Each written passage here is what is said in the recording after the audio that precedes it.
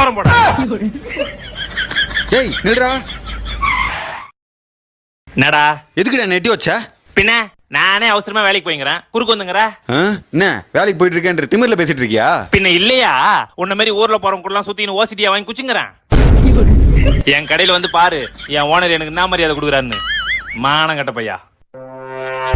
அப்புறம் தா டீ செலவுக்கு வச்சுக்கோ.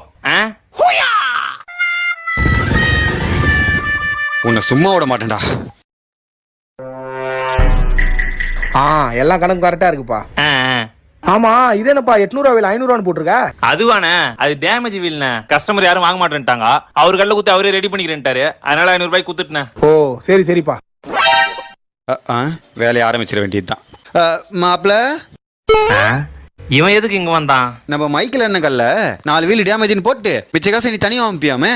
அதான் போற வயல உன்னை பார்த்தா அவர் குத்துற சொன்னாரு. இதுதான் இந்த வாங்கிக்கப்பா. டேய் உனக்கு பாவம் 500 ரூபாய் குத்தா அந்த 500 ரூபாய் வச்சு என்னைய மாட்டி விடுற நீ.